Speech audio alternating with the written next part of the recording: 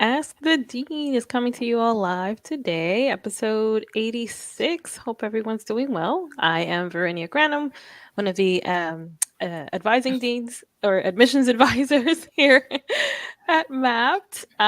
Joined today by the lovely Rachel Grubbs, our co-founder. Hi. Hello, hello. How's everything?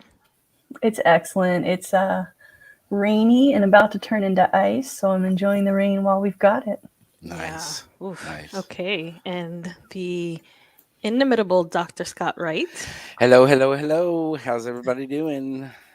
How are you doing?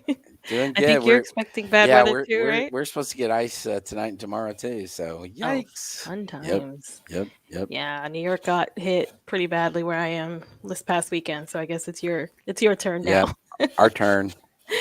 Yay! So today is just us flying solo without Dr. Gray.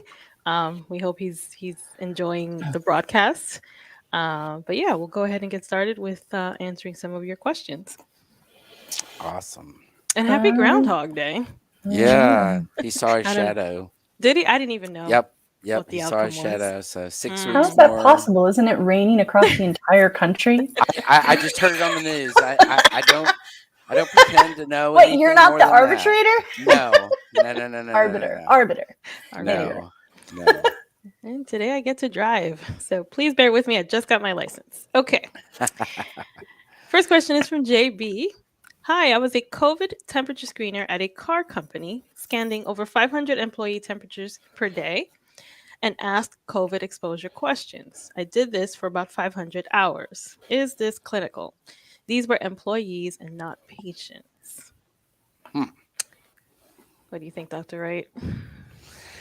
Well, I would say this is a hard one. I think my feeling would be you could probably make a slim case for it being clinical, although I would say probably a lot of medical schools would be like, yeah, that's not clinical. It's not in a clinical setting. It's, Right. so.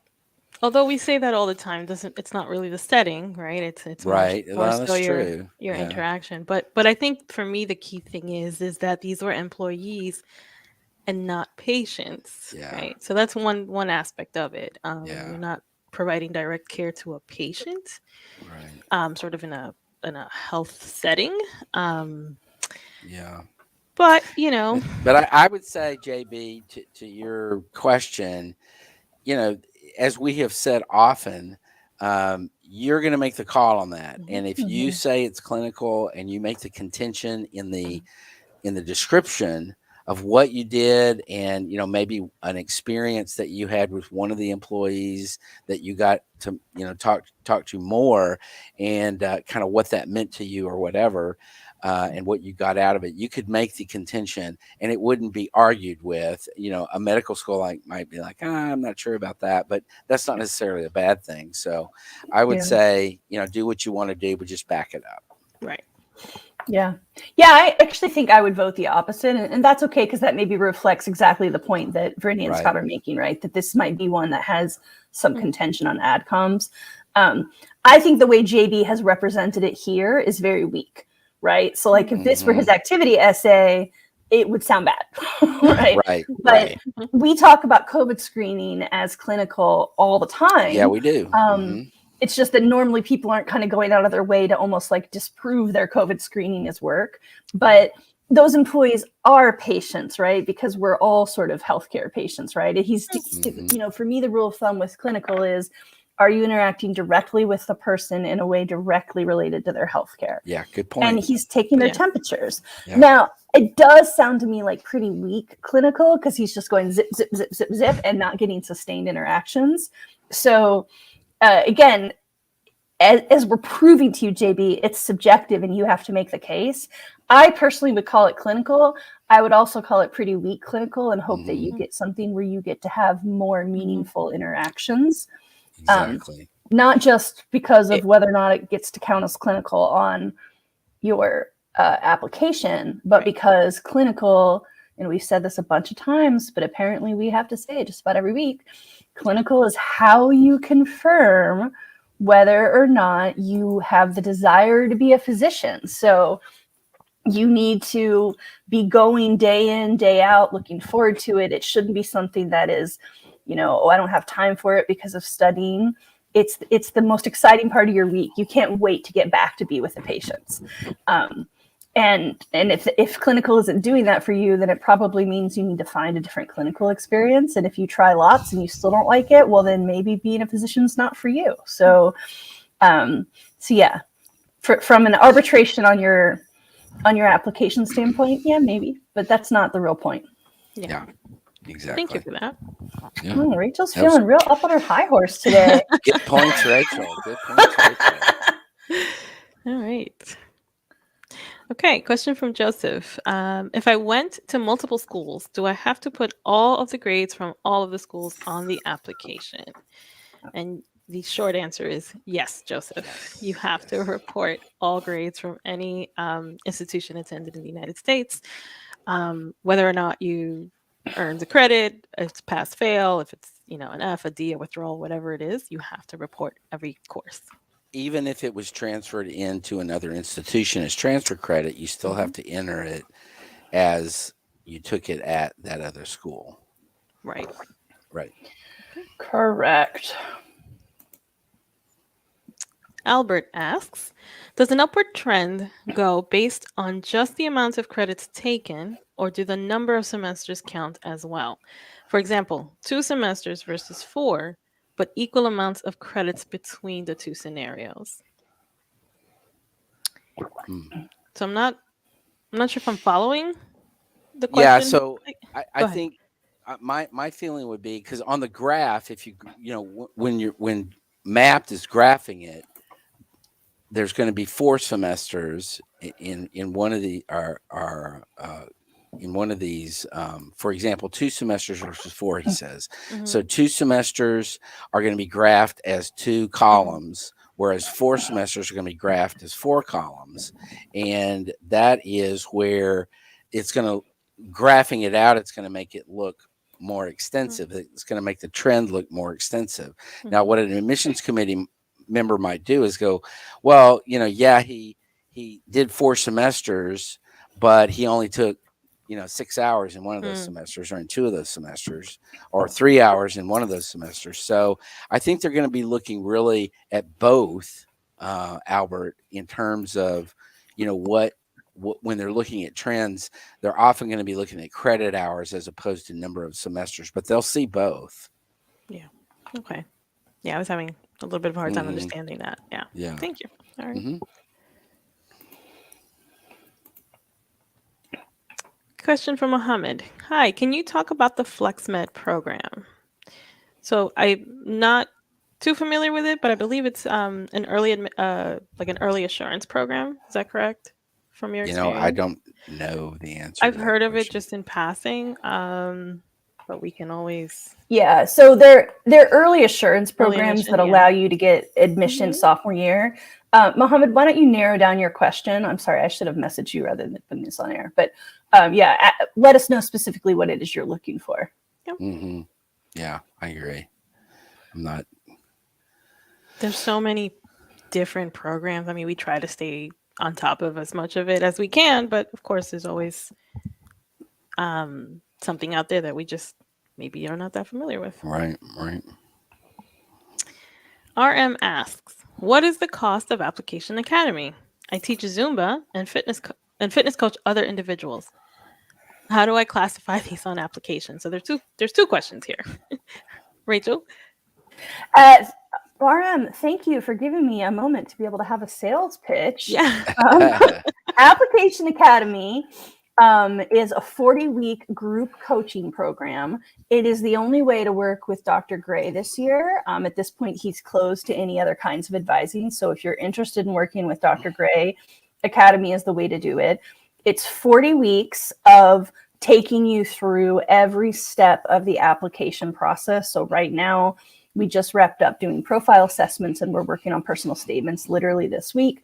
And we'll keep doing every step of the application all the way through interview prep in August, September, October. So it gets you 160 hours because we do 4 sessions a week. So 160 hours of time with Dr. Gray, plus the 3 of us, Scott, Verinia, and I. We do office hours every week. And then we also have a course TA who's a rising med student. She'll do her MS1 this year at her top choice school. And she's a graduate of last year's cohort. And she was a reapplicant. So really exciting that we helped her tweak that application to get to her top choice school. So now that I've done the pitch, the tuition is $500. So an incredible, I mean, it's an investment, but an incredible deal for all those hours you're getting.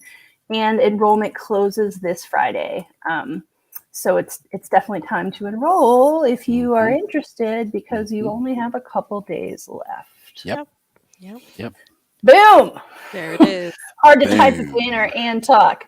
All right, I'm going to turn that into a scrolling at the bottom so we can get back to RM's other question, which was what? I already lost it. There it is. How to categorize Zumba and fitness coaching, or how to classify them on the application. Yeah. So I would say, RM, that you could classify those in several different ways. You could classify them as leadership. You are being a leader by coaching these individuals, whether it's in Zumba or whether it's fitness. You could do it as teaching. You could do it as employment if you're getting paid for it, or if not getting paid for it, it could be service. So, I think you end up having to just choose what you think, and then as we said with one of the other answers, and then just make a good case for yourself for why you chose that particular thing. Yep. Okay. Moving on.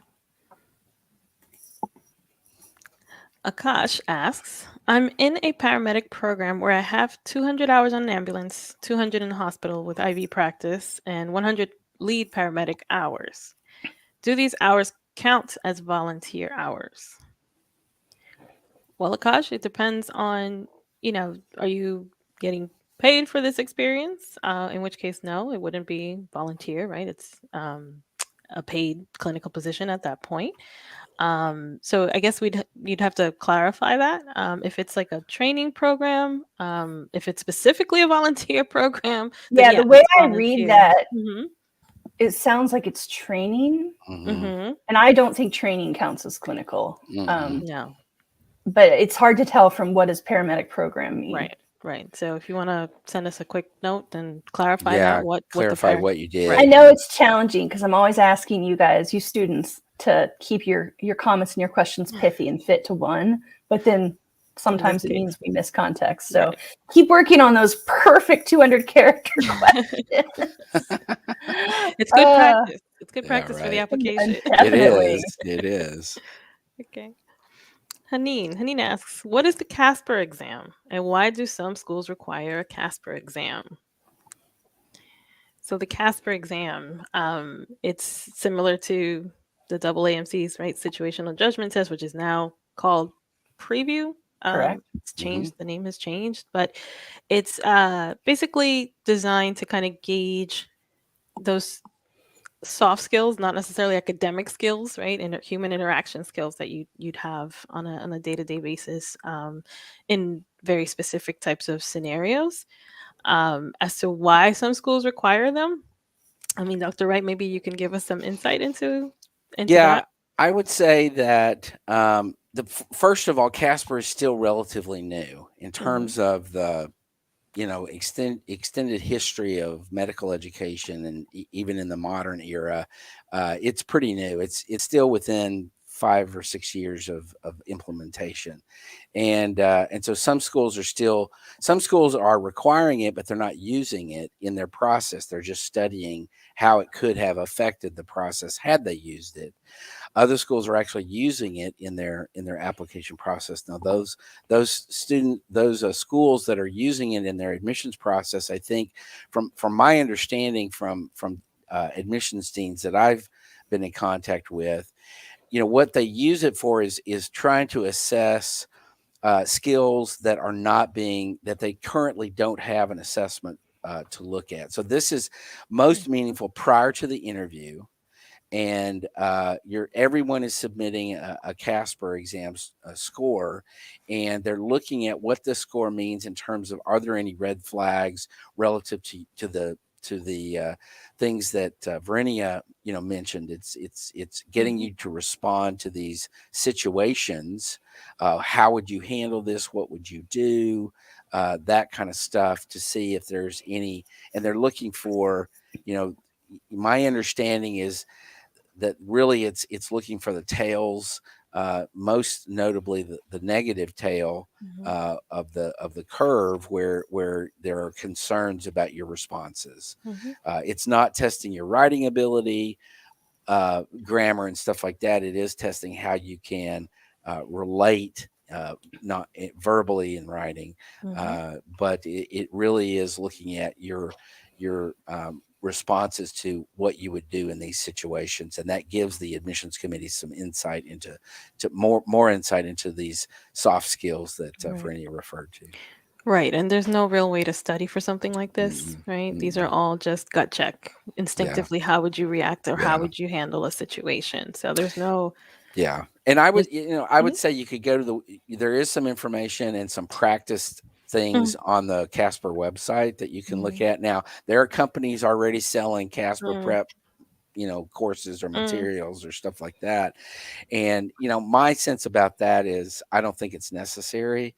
I think you just go into it and you just do it. There's not really one of my student applicants the other day said something about that he had heard, which basically means he read it on Reddit or Instagram, that it would be good to read this certain book, and I can't remember what the book was. And I was like, I think it's a waste of time, but if you want to read the book, fine. Sure. You got time to read another book? Okay. Right. Yeah. Our course TA for Application Academy, Morgan, she answered a question about CASPer in the Monday office hours. And she was like, I thought it was really fun. It was kind of like an MMI, except just in writing. And I thought that was a really smart way to describe it. And I think often the people who get stressed about CASPer are the same people who get stressed about interviews, because they think there's a credited response. Yes. And if I don't give that exact credited response, then I'm going to fail. And that kind of attitude is sort of getting away from what this is meant to do. It's meant to show how you're thinking. So it's less about convincing the test administrators that I made the exact right choice, and more about, here's what I'm thinking when I approach this scenario. Right. Exactly. So if you can kind of flip that to, in the same way that you guys as physicians will be giving your patients diagnostic exams to learn more about their body and their health, people aren't passing and failing those tests. You're just trying to get more data. It's like that. They want to understand how you think. That's right. All right. Definitely. Amy K. Hi, Amy. Amy says, I have a 3.4 cumulative GPA and a 3.2 science GPA. I did a post-bac of 30 credits, 20 of which were science, and got a 4.0. That is the only upward trend. Should I do a special master's program? Can I do one for next school year and apply this cycle? So a bunch of questions in there. This reminds me of those GMAT questions I'm a test prep person. With GMAT, there are a bunch of math questions, and some of them you have to solve, and some of them are, here's a problem. Can you solve it? And sometimes the answer is insufficient data. Exactly. Like, Amy, I don't know if we can answer this question based on this information. Yeah, I think it's a deeper dive. Yeah. You want to talk about why? So she can take some of those gleanings and apply them to herself? Are you talking to me? Yeah. So, I think that my first concern here is that only 20 of the credits you took in the post-bac were science. That's, to me, 20 hours of science at a 4.0 is not a good level of coursework for a trend, for a really stable trend. So having said that, I don't know that, so I'm assuming that the postbac you did were undergraduate credits. You don't really say that, but and then because then you ask, should I do a special master's program? I mean, you could. I think that would certainly be helpful to the process. It's not to say that if you don't do it, you can't get in, but so that's where a deeper dive might be necessary. As to the question with regard to can I do one for next school year in terms of a special master's program and apply this cycle, you can do that, but the medical schools are not going to put any credibility in the fact that you're currently in a program because they don't know the results. Right. They don't know how you're doing. So it's all future stuff. So typically future stuff is not near as meaningful as past stuff. Right. Yep. Right. Yeah. And what I would add to that, Amy, is you don't talk about the rest of your application. So while those grades aren't stellar, they're certainly not horrible. What we don't know is how your MCAT prep is going when you took or will take that, and how you're doing on practice tests. We don't know about your meaningful experiences and what kind of clinical work you've done. So you're asking us if you want to throw down another $50,000 on grades.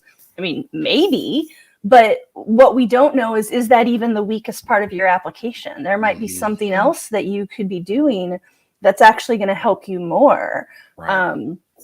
So yeah, it's tough to answer with the limited context. Right. Yeah, exactly. Okay. But you can go watch Am I Ready's on this channel, map.tv, and see Dr. Scott deep dive and get a sense of what those things are. Yep. All right. Anushka Sunshine. What a lovely name. Yes. Hope you all are doing well. When is the best time to ask for a letter of recommendation? Is asking now too soon? Well, Anushka, no, it's not too soon. Now is actually the perfect time. You want to ask for the letter in the year that you are applying. So if you are applying this cycle, absolutely now's the perfect time to start asking for those. Yep. And let me just put a good word in for the AAMC letters document. This is a guide for letter writers that students can send to your letter writer. I suggest that you send a copy of your updated current resume, a copy of your personal statement, as well as this letters guide from the AAMC. Those three documents I think are very helpful to letter writers to be able to have a little bit more context for who you are, what you've done, all that stuff. And the letter writing guide from the AAMC is very helpful as well. And you can find that, just type in letter of recommendation, LOR, or letter of recommendation guidelines at AAMC, and you Google that and you'll find it. That's right. Great. And by the way, I have to mention that Anushka, your little Pomeranian that you have on your picture is so adorable. And I have a Pomeranian. You can see him I was gonna say, on the chair behind me, my little black Pomeranian. You're a little biased. Yeah, I am a little biased. That is a super cute pupper, though. Right. It's all fur, probably, too. You get them wet and it's all like a little skinny red. Fur and ego. Sometimes those little dogs, they're the ones that are like, I think I'm a big dog. Mine does. Wilkie is so that way. Good one from Ashley. Great. Ashley. Hi, Ashley. I am an EMT currently in paramedic school, looking to transfer to a 4-year school and get my BS in EMS. I have been told this may not be considered a real science degree, even though it contains all of the prereq classes from medical school. Should I consider a different degree, even though I am passionate about EMS? Well, I have to say, this is the first time that I've heard of a BS in EMS. I didn't know of that being an option. I mean, I think it's, if it's an accredited degree, if it's an accredited program, it's a undergraduate degree. It really, we talk about this all the time. Your major doesn't matter. What you're studying in college isn't that, that's not what's going to get you into medical school necessarily. It's more so obviously your activities and your stats. But what do our other experts have to say about that? Yeah, I get. So my concern here, Ashley, is that where you say even though it contains all the prereq classes for med school, and what I want to make sure is that when you say that, the courses you take for prereqs have to be courses within the corresponding department. So in other words, biology, if you take bio 101, it has to be in biology. If you take, typically, I mean, this is 99% of the time, it has to be within the context of the discipline based department at the university. And a good example of this is anatomy and physiology. If anatomy and physiology is offered via the EMS department, it may not, likely would not count toward your biology credit for the prerequisite. So just be careful that that the prerequisites are going to be taken and are going to count toward toward fulfilling those prerequisite requirements by the medical schools.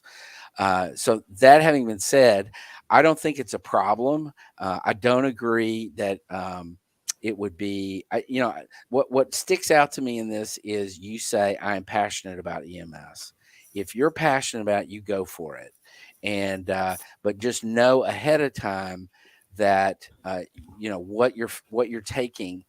And what and as long as hopefully there's an advisor at your school that will be able to verify that they have had students go through their program and they go on to medical school, and that the courses and all that met all the requirements, et cetera. So if you verify that via an advisor at the institutional level, but I would say that I would not be as concerned about this as you seem to be.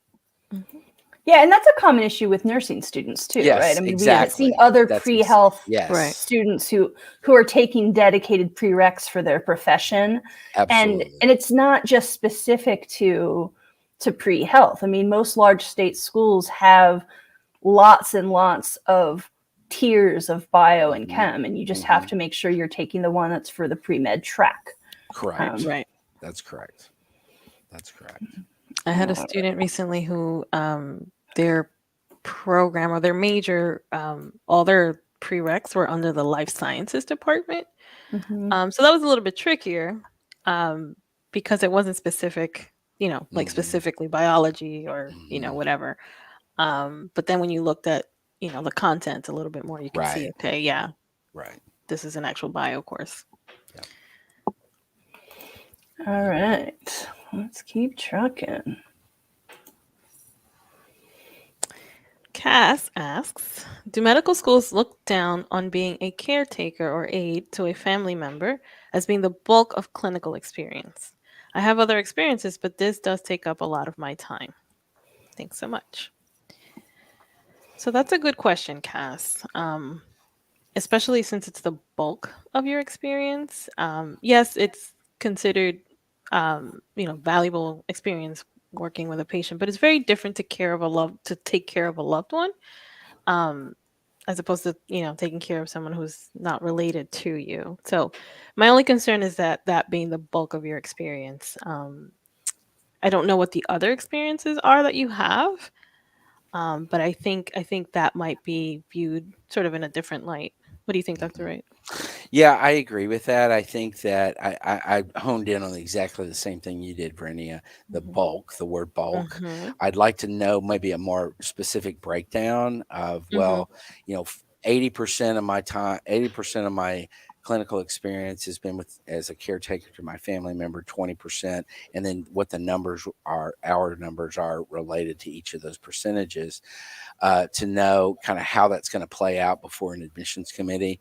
I don't think it's going to be looked down upon, as you said it, that you're caretaking for a family member. I think the thing that may be the concern is that you don't have as much clinical experience as you said, Verenia, with strangers, because you really do relate to strangers in a different way than you do to a family member or a loved one.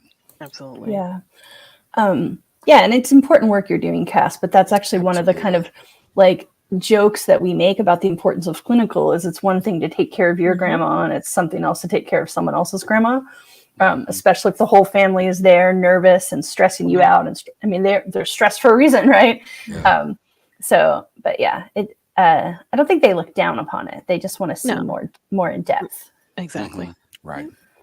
But good on you for being able to care for and aid a family member. Yeah, absolutely. That's not an easy job. Mm-mm. Rashid asks, I'm from Pakistan. I have done my Master of Science in Chemistry from Pakistan with a GPA of 3.1. Can I get admission into U.S. medical school? So, Rashid, this is sort of limited information, but it seems like you have not earned a degree here in the United States, which will potentially present a problem. What's your experience with this, Dr. Wright? Yeah, I think as it stands here, as we see what you've said, Rashid, I don't think you would be eligible. Yeah. My assumption is that your bachelor's degree is also in Pakistan.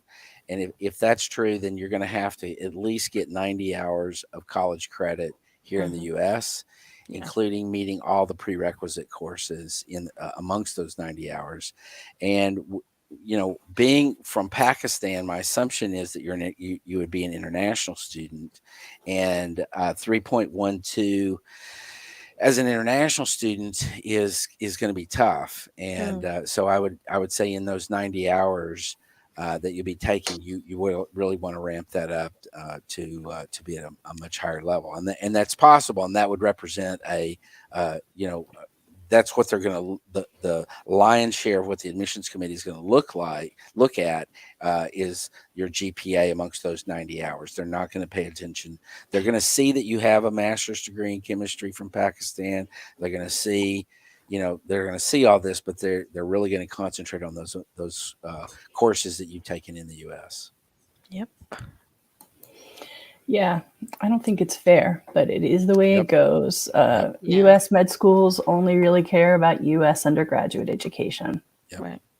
Small exceptions for Canada. Right. Yeah. They're North American biased. Yep. This is true.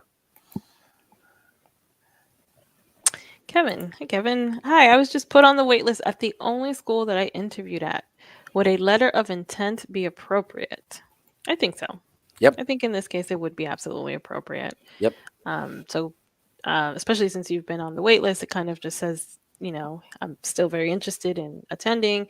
If you've done anything more, recently that's sort of worthy of mentioning, you could potentially mention it. But the whole goal of the letter is to say, I am still very interested in the school. So yeah, it's appropriate. And just be very upfront with it. Don't mess around with a lot of flowery language and go on and on about stuff or whatever. Just say, I interviewed, had a great time, really connected with the school.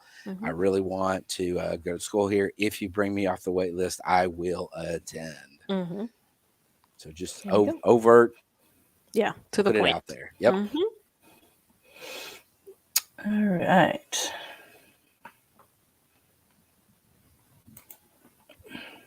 Haneen asks, I read on MSAR that some schools require you to give an answer 2 to 4 weeks after getting an acceptance. What if I get an acceptance to a medical school, but I still want, or I'm still waiting on a top choice medical school to get back to me? So this is a question of, basically you're holding an acceptance right now, but you're kind of holding out, waiting to see if you hear from your top choice school. What do you think, Dr. Wright or Rachel? I definitely think that you accept the offer that you've got. You do everything they ask you to do because you have no guarantee whatsoever that you're going to get into your top choice school. So you do everything they've asked you to do. You sign every form, you do that. And then if your top choice school comes to you and says, hey, we want you, then you go back to the other school and say, sorry, I can't come. I'm going to withdraw. Yeah. And that's not an ethical. We frequently have students who, worry about, is that right? Is that ethical? Is it okay to, yes, it's assumed that that's the way things are going to work. And yeah, absolutely. Okay.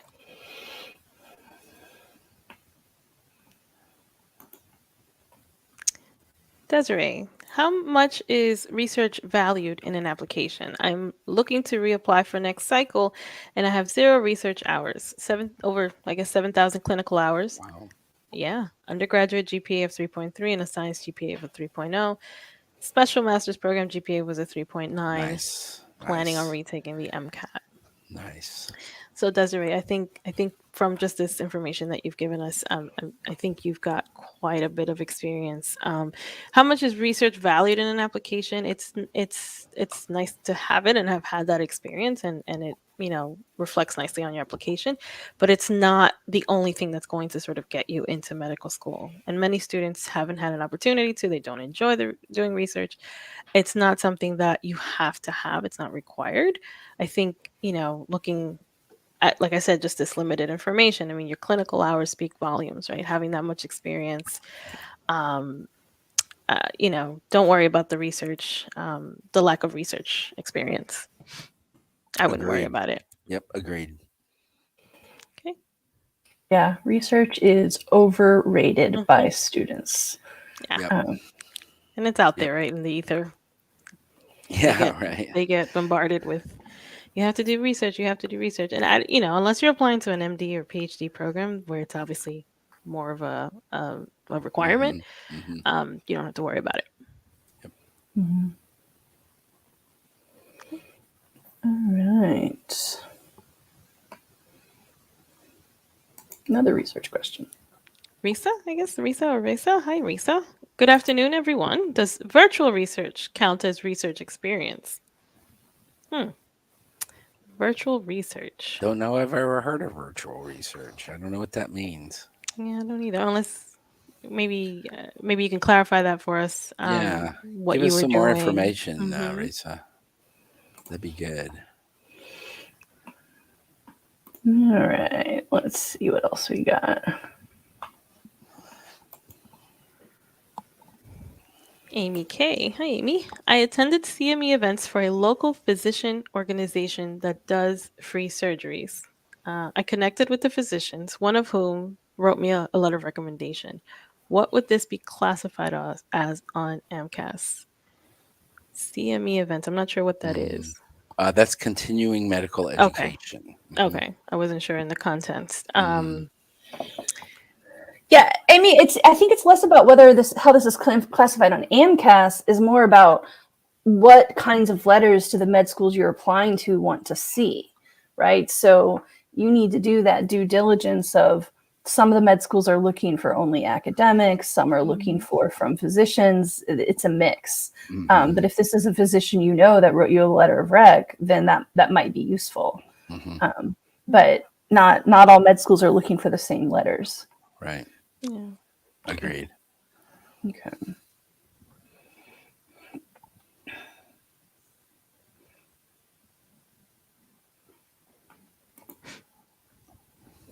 Deanna asks, does it matter if all of my patients' experience is mostly in one specialty?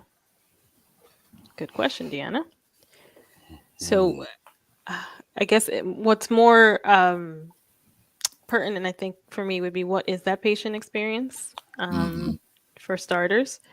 I don't think the fact that you've only been able to, for whatever reason, only stay in that one specialty would be the issue. It's more so, what have you done in that experience? What do you think, Dr. Wright? Yeah, I agree with that. I think what have you done and stuff like that. I think optimally getting some experiences, and you say mostly. I'm a little confused because you said does it matter if all, and then you say mostly. So is it all or mostly? Which is it? If it's all, then I would suggest getting maybe some experience in another specialty. If it's mostly, then that seemingly you've got some a little bit in other specialties. So I would say optimally, I like to see a student who has shadowing experience with a variety of physicians and some clinical experience in different settings. So, for example, if all your patient care experience is hostile, not hostile, Hospice, maybe? hospice, yeah, that's what I was thinking of. Okay. If it was all hospice, then that would be a little bit different than if it was all hospital. Right. I would say that would be more valuable than all hospice or all nursing home, as opposed to all hospital or all in a clinic or a private practice. So it depends a little bit on what it is and what you've done. But I would say optimally, maybe a variety of experiences would be good. Yeah. Okay. Great.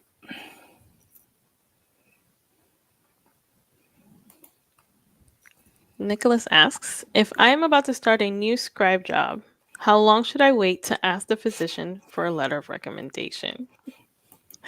I see you smiling, Rachel. It just, Nicholas, with respect, I think this question might be a little backwards. How well are you going to know the physician? Right. What kind of interactions are you going to have with them? What kind of impression are you going to make on them?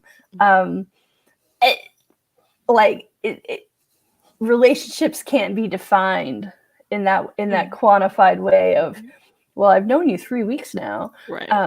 I do think it's perfectly fine once you establish some rapport to let the physician know, the same way we often recommend that people do with professors, to say, look, I will be applying to med school and I'm hoping to get to know you and impress you enough that you are interested in writing me a letter. I think it's fine to put that out there, not on day one, but sometime in the first couple of weeks. But you have to build a relationship with this person. You have to prove yourself to them. And I don't just mean like schmoozing. I mean like showing up and doing good work and being consistent and being excellent. And, like if you're getting praise from that person because you're doing great work, that's probably an indication. If they're praising you verbally, consistently, not just like good job today, but like if you're noticing that they're really impressed with you, that's a good time to say, hey, I really appreciate that you think well of me, and I'd love it if actually you could put that in writing. But we can't tell you when that's going to happen because we don't know what kind of relationship you're going to have with this person. Right. That's right. Yeah. It needs to happen organically. Yeah. Yeah. There's no time frame. Yeah. To ask. Yeah, I feel like this is kind of like, I'm going to go on a first date tomorrow. How long should I wait to ask to marry her? Like, find out find out if you like the person. Like you back. Yeah. No, that's a great way of putting it. I agree. I really like, Vernie, what you said about it happening orgasmically. I mean, organically. Organically. If it happened orgasmically, that is really bad. Oh my God. Scott's having some trouble. Okay, so I'll let you back on track. So organically, we want it to happen organically. Yes. Oh my gosh. Okay. I love Wednesdays. This is my favorite part of the week. Yeah. Oh my goodness. It's all good. Whew. Armand would like to know, would working as a personal assistant for disabled residents at a dorm at my university count as clinical hours? We help with activities of daily living like shower shifts, bathroom shifts, and lunch, etc. Okay. So personal assistant for a disabled resident at the dorm. I would say no. Yeah, no. And don't discount the experience. Obviously, this is a wonderful opportunity to just serve someone and help someone. And that's, a key takeaway that just because it's not clinical doesn't mean, oh, I shouldn't do it. I think this is an opportunity to work on, developing those skills that get tested on the CASPer we were talking about before, the CASPer. Absolutely. And just the opportunity to help someone, right? So don't try not to worry about it. Oh, it's not clinical, I shouldn't do it. That's not the message. But no, I don't think this would count as clinical. Yeah. And I would say, to further what you're saying, Brittany, I completely agree with exactly what you said. This is an awesome thing that you're doing, Amon. And what I would say further about this is this would be something that I would love to see on a activity list on AMCAS and really kind of dive into. I don't know if you're planning on this being a most meaningful one of your things, but this is awesome experience. It's just not clinical. Yeah, and it's one of those things you may not, you're not going to know if it's your most meaningful until you've done it, right? You hope to kind of walk away from it with that sentiment. So big picture, look Yeah, beyond it just being clinical and look at it as an opportunity to just help somebody out. absolutely. Yeah. Oh, good question from Tristan. Tristan, okay. Does it matter when you start shadowing? For example, shadowing your freshman year versus junior year. Very How good about question. both? How about Yeah. both? Both and, yeah. Yeah, Why I does would it have to be or? start Yep. as soon as you know this is or have a sense that this is what you might want to do. Mhm. Start shadowing. Yeah. Absolutely. I think the earlier the better. What you don't want to do is kind of try to cram everything in the year that you're applying, Yeah. right? Because you want to show that you've consistently been thinking about this as a career path, and you've been getting out there and getting opportunities and experiences to build on that, and to show you that this is what you want to do.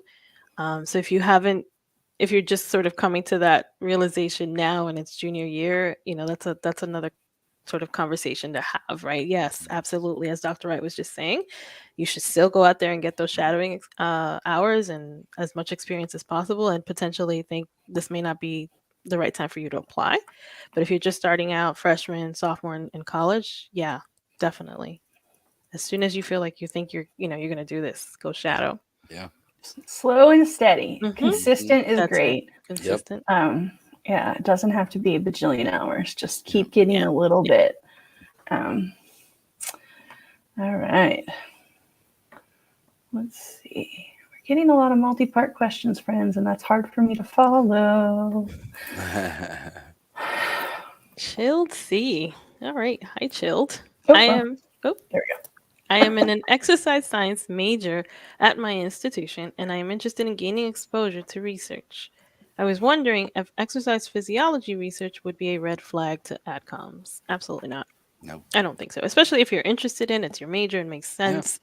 It does not have to be biology research or Yeah. chemistry research. To me, this makes sense. What do you think, Mhm. Dr. Rick? Oh, absolutely. Yeah. Completely agree. It's Hmm. certainly not going to be a red flag. I mean, No, no.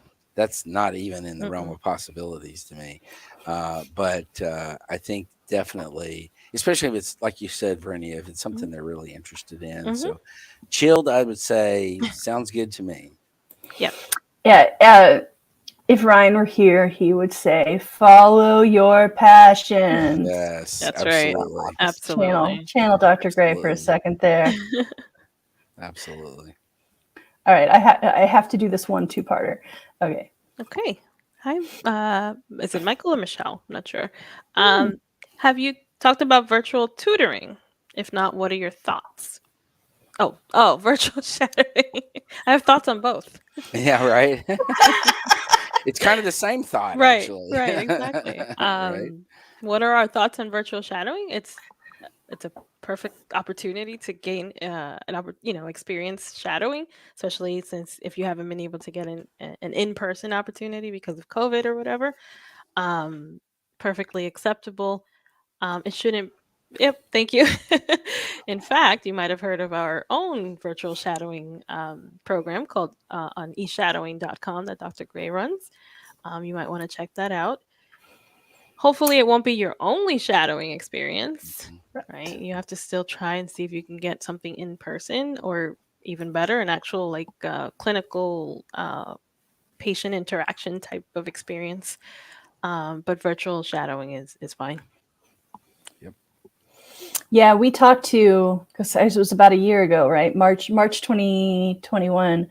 We talked to several deans and directors of admissions about the way COVID was impacting admissions. And Dr. Wright, when you did that interview, I think the general consensus was, of course, it's not as good as in-person shadowing, but it's better than nothing, and it shows you tried. Right. Yep. Mhm. Yep. Absolutely. Absolutely.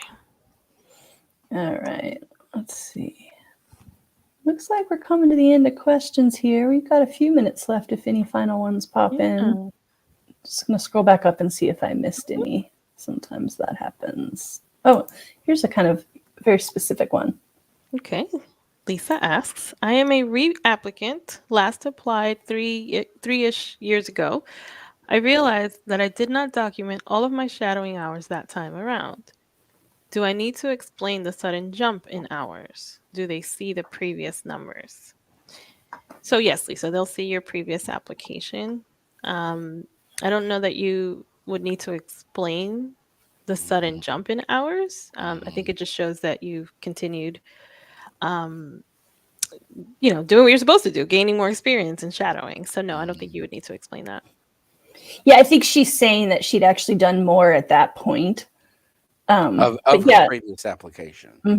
Oh. but I don't think they're going to be going back and looking. You did No. No. X hours in 2018 and Y hours in 2019. Oh, I see. Okay. Yeah, or Right. last time, they're not going to get so granular that they're going to say, okay, on the past application, you said you had 60 hours in this thing. Now you're saying that same thing that you had 100 hours. Why is there a difference? I think see. that's so granular that they're Yeah. not going to get into that Yeah. in No. comparing to previous applications. Yeah. And I mean, obviously, this is part of why it's good to do the application slow and steady, spend all May doing the entry, print it out, review, read it backwards, say it out loud. I mean, you want to make sure it's letter perfect. But mistakes happen. Yeah. All right.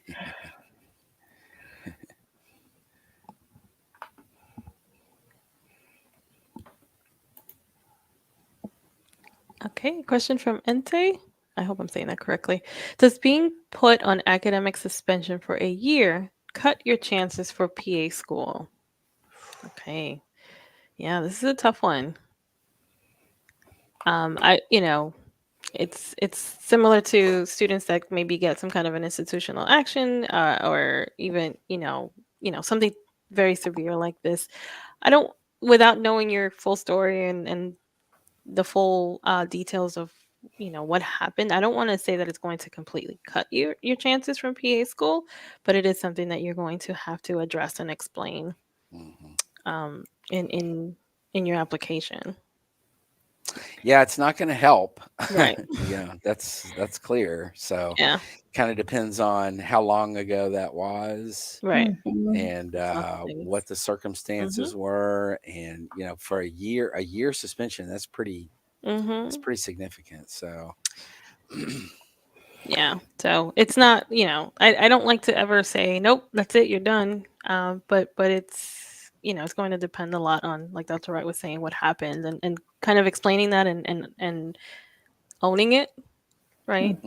Explaining what happened, what you learned from it, and hopefully it doesn't happen or hasn't happened again, whatever that was. Yeah, and proving you're different now, right? So, Ente, if you go to medicalschoolhq.net, that's where like all of our archive of our podcasts are. You'll be able to search academic suspension, institutional action, and you'll find lots of other stories from students who have overcome it. But yeah, time heals all wounds, and yeah, whatever happened to get you suspended, you need to prove that that's not the kind of behavior that you elicit, and that can't be anymore. So that can't be done by assertion, right? That has to be done by time. Right. That's right. But good luck. Yeah. Your dream, you can Absolutely. still go for it. Absolutely. Good luck. This is a funny one from Cass. Cass, would you accept someone going under an alias for podcasts, such as Am I Ready, asking for a friend? So Cass, for Am I Ready, that's actually a YouTube video. So it's a little bit hard to have it be anonymous because they're going to see your face. Now, we do privatize information. We remove the last name. We make sure things like address aren't seen. But you're talking for half an hour on camera and it goes on YouTube. So it's not So anonymous. We're not going to do one of those things where you're sort of in the shadows and they make your voice like a Dateline special. Right. Yeah. I will remind you guys that if you want to do an Am I Ready, but you want it to be personal and private, then you can purchase a single session of advising with Dr. Wright or Dean Granum, and they will do a personal private version of Am I Ready with you that is shown to no one. So you can always go to map.com to check that out. All right, it's 1:57. We probably got time for one more. Sure. Daywave Treasures asks, as a reapplicant applied 2019, do I include all previous ECs, college 2012 to 2017 through 2019, or do I group them and add my new gap experiences since 2019 to present. So I don't think that, I think you obviously you're still going to include them all. I'm trying to understand how they're asking. Go ahead. Dave, I guess it sounds like you're almost thinking like, well, they've seen those before. You need to act like this is a fresh application. Assume new eyes. They're just getting to know you. They know nothing about you, and present yourself that way. Yes, absolutely. So include everything. Yep. Group. Just as if you had never applied. Exactly. And on that note, Ryan says hi, guys. Hello. He's home today with the child. Daycare. Well, just daddy being dad. Yay. Good for dads too. Good for Ryan. That's awesome. Absolutely. Awesome. But yeah, he's here. All right. Well, that takes us, I think, to the end of our hour. Yay. It's always good to be with you guys and interact with my colleagues, but also with you as the applicants. This is absolutely awesome. Thanks for joining us. Yeah. So a final reminder, if you're interested in Application Academy, that's group coaching for people applying to med school in 2022.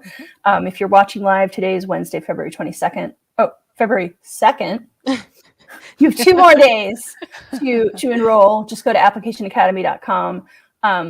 And if we didn't get to your question this week, we will be back same time, same place, Wednesday, 1 p.m. Eastern on Mapped YouTube next week. Absolutely. Yeah, see you then. Bye. Guys.